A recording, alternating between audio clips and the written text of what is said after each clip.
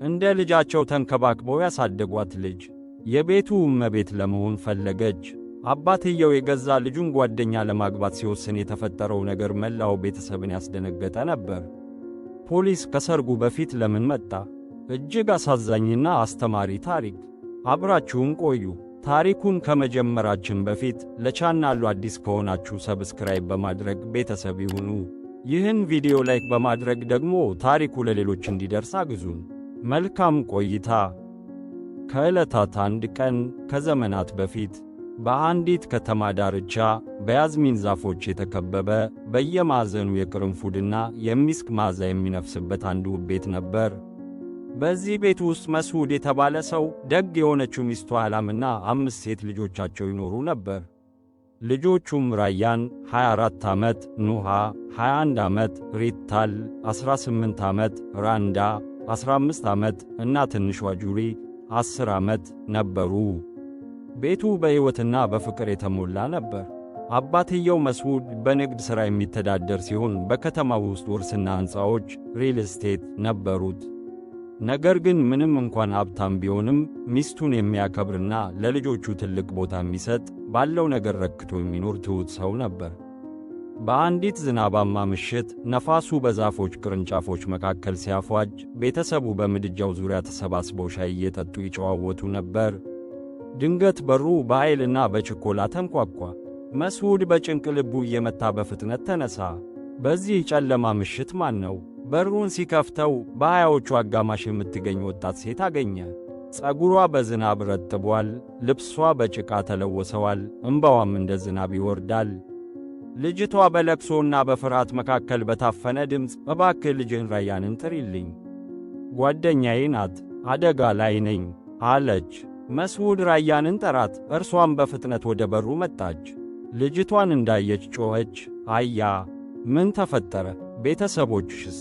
አያ እየተንቀጠቀጠች ኮበለልኩ፣ ከሚውጠኝ ገሃነም አመለጥኩ፣ ለአንድ ትልቅ አዛውንት ሊድሩኝ ሲሉ እኔ ደግሞ እምቢ ብዬ ጠፋሁ አለች።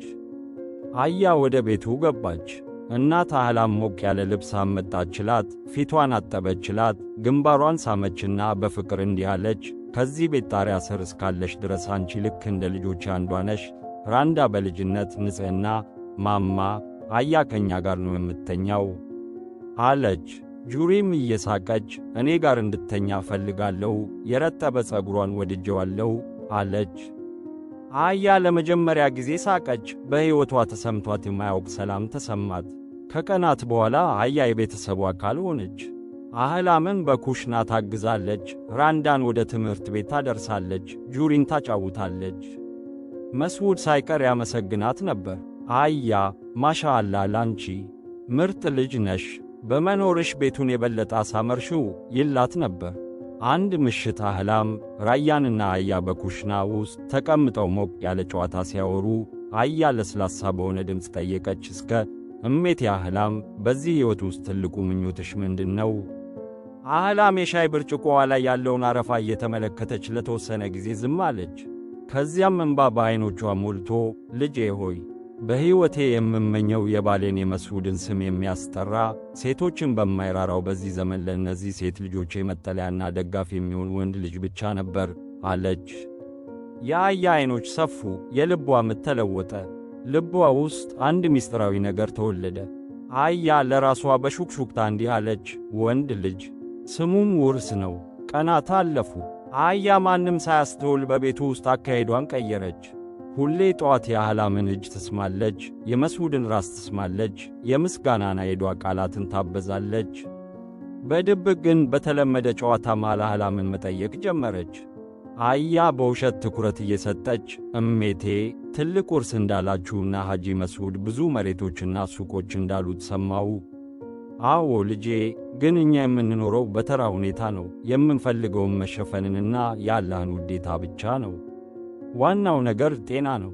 አያ ምስጢራዊ የሆነ አስተያየትን እየደበቀች ፈገግ አለች። ጤና ትልቅ ጸጋ ነው፣ ልጆችም የዚህች ዓለም ጌጥ ናቸው። ነገር ግን የዛሬ ወንዶች እነዚህን እውነታዎች አይረዱም። በአንድ ፀሐያማ ቀን ቤተሰቡ ወደ ባህር ዳርቻ ለሽርሽር ለመሄድ ወሰነ። ባህሩ ዳር ተቀምጠው ምግብና መጠጥ አዘጋጁ። ራንዳ ማማ መዋኘት እፈልጋለሁ አለች። አህላም እየሳቀች የሕይወት አድን ጃኬቱን እንዳትረሺ አለች። ራያን አያን ጠራቻት። አያ ከእኛ ጋር አትመጪም? አያ ፈገግ አለች። እኔ መዋኘት አልችልም፣ እዚሁ ከአጎቴ መስዑድ ጋር እቆያለሁ። ሴቶቹ ወደ ባሕሩ ሲወርዱ አያ ወደ መስዑድ ተጠጋችና ዐይኖቿን ወደ አድማሱ ልካ በተለሳለሰ ድምፅ ጠየቀችው። አጎቴ መስዑድ፣ አሁንም ስምህን የሚያስጠራ ወንድ ልጅ ትመኛለህ? መስዑድ በለሆሳስ እመኝ ነበር፣ ግን ባለቤቴ አርጅታለች። የአላህ ውሳኔ ደግሞ ከሁሉም በላይ ነው። አያ ነገር ግን ሌላዋ ገና በመውለድ ዕድሜ ላይ ናት። መስዑድ በመደነቅ ምን ማለትሽ ነው? አያ በቁም ነገርና በትኩረት እያየችው እኔ አንተን ማግባት እቀበላለሁ፣ ሁለተኛ ሚስት እሆናለሁ፣ ወንድ ልጅ እወልድልሃለሁ፣ ራሴንም ከቤተሰቦች ይጠብቃለሁ። መስዑድ ለረዥም ሰዓት ዝም አለ። ድንጋጤ ልቡን የሰነጠቀው ያህል ተሰማው። ይህ የማይረባ ንግግር ነው። አንቺ እኮ እንደ ልጄ መሆንሽን ረሳሽ እንዴ? ያን ሽማግሌ ሰውዬ ሸሽው ዕድሜው ገፍቶ አይደለም እንዴ? አሁን ሀብታም ስለሆንኩ ተቀበልሽኝ። አያ በውሸት ለቅሶ፣ እባክህ አትረዳኝ። እኔ ገንዘብህን ፈልጌ አይደለም፣ እኔ የፈለግኩት ደህንነትን ነው። በሕይወቴ ካየኋቸው ሰዎች ሁሉ አንተ ደግነ። መስዑድ ርዕሱን ዝጊው። ምንም እንዳልተፈጠረ እቆጥራለሁ። ከቀናት በኋላ መስዑድ ካፌ ውስጥ ከጓደኛው አዛውንቱ ሐጂ ናስር ጋር ተቀምጦ የተፈጠረውን ነገረው። ሐጂ ናስር በመገረም ለምን እምቢ አልሽ? እምቢ ማለት ምን ማለት ነው? ይህ እኮ መብት ነው። ሚስትህ አርጅታለች፣ ሴት ልጆች ነገ አግብተው ይሄዳሉ። ከዚያስ በኋላ ስምህን ማን ያስጠራል? መስዑድ ግን እኮ እንደ ልጄ ናት ናስር። ሴት ልጅ በአባትነት ወይም በጡት ካልሆነ በስተቀር ሐራም አትሆንም። አንተ የሠራኸው ስህተት የለም። ስማ፣ ዋናው ነገር ወንድ መሆንህ ነው። የናስር ንግግር በመስዑድ ልብ ውስጥ የተዳፈነን ነገር ጫረው። በዚያ ምሽት እንደ ተለመደው ቤተሰቡ ሳሎን ውስጥ ተሰብስቦ ነበር። ሁሉም በየራሱ ጉዳይ ተጠምዷል። ራያን መጽሐፍ ታነባለች፣ ኑሃይ ከሰዓት ሻይ ታዘጋጃለች፣ ሪታል በስልኳ ትጫወታለች፣ አህላም ክፍሉን ታስተካክላለች። ድንገት መስዑድ የድንጋይ ያህል የጠረ ውሳኔን በፊቱ ላይ ይዞ ገባ። መሃል ላይ ተቀመጠ። መስዑድ በቆራጥ ድምፅ ሁላችሁንም እፈልጋችኋለሁ፣ ወሳኝ ጉዳይ አለኝ። ሁሉም ጸጥ አለ። እንቅስቃሴው ገታ፣ ዝምታውም ከበደ። በሚንቀጠቀጥ ግን ጠንከር ባለ ድምፅ ልነግራችሁ የሚገባ ውሳኔ አለኝ። ላገባ ወስኛለሁ አለ። ቃሉ ሁሉንም እንደ መብረቅ መታቸው። ከባድ ዝምታ ሰፈነ። ራያን በብስጭትና በሕመም ጮኸች። ማንን ነው የምታገባው? የመስዑድ ድምፅ እየተንተባተበ አያን አለ። ራያን በድንጋጤ አበደች፣ ጮኸች። ማን? አያ፣ ጓደኛዬ፣ ያሳደግናት፣ እንደ ቤተሰብ የያዝናት። እንዴት ይህን ታደርጊያለሽ? እንዴት በራሳችሁና በእኛ ላይ ይህን ትፈጽማላችሁ? ነገር ግን አያ ቆም ብላ በቀዝቃዛ ሁኔታ አቋረጠቻት። እኔ ተስማምቻለሁ። ይህ የብስለት ውሳኔ ነው። ለእኔም ለእሱም መልካም ዕድል ነው። ራያን ባላችበት ደረቀች። በጓደኛው ዐይን ውስጥ የጸጸት ቅንጣት ፈለገች። ነገር ግን ጭካኔንና ማንነትን መገፍ ብቻ አገኘች። አህላም ግን ዝም አለች። እምባዋ በጉንጮቿ ላይ በጸጥታ ይፈስ ነበር። ዝምታዋ ከሺህ ጩኸት በላይ ያም ነበር። ሌሎቹ ልጆች ወደ አያ እየሮጡ ሊመቷትና ሊሰድቧት ሞከሩ፣ ሊያባሯትም ፈለጉ። ነገር ግን አህላም ከፊታቸው ቆመች። በታፈነ ድምፅ ተዋት፣ ይህ መብቱ ነው፣ ይህ የፈጣሪ ሐላል ነው፣ ፈጣሪ በጻፈው ነገር አንከራከርም አለች። ነገር ግን ልቧ ይህ ግፍ ነው፣ ይህ ክህደት ነው እያለ ይጮህ ነበር። አያ በቤቱ ውስጥ እንደ ባለቤት መሆን ጀመረች። ለመስዑድ ምግብ ታዘጋጃለች፣ ለውሸት ትሕትናና ታዛዥነት ታሳያለች። ነገር ግን በዐይኖቿ ውስጥ የትዕቢትና የፉክክር አስተያየት ይነበባል። በተገኘው አጋጣሚ ሁሉ እንዲህ እያለች ታስታውሳቸዋለች። በቅርቡ የወንድ ልጅ እናት እሆናለሁ፣ አህላም ያልቻለችውን አሳካለሁ። ራያን እንደ ቀድሞው አልነበረችም። ክፍሏን ዘጋች። ከቤተሰቡ ጋር ያላትን ግንኙነት አቋረጠች። በጸጥታ እያለቀሰች በማስታወሻ ደብተሯ ላይ እንዲህ ስትል ትጽፍ ነበር። ልብ እንዴት ይረታል! ሰው እንዴት አምኖ ከኋላው ይወጋል! ከሰርጉ አንድ ቀን በፊት በሌሊት በሩ በኃይልና በችኮላ ተንኳኳ። መስዑድ ከፈተ። የገጠር ሰዎችና አንድ ፖሊስ በሩ ላይ ቆመዋል። አንደኛው ሰው በቁጣ አያ የት አለች? አለ። መስዑድ በመገረም እዚህ የለችም አለ። ነገር ግን ትንሿ ጁሪ በየዋህነት አያ እኮ ኩሽና ውስጥ ናት አለች። ሰዎቹ ገቡ። አያን ኩሽና ውስጥ ማንኪያ ይዛ አገኟት።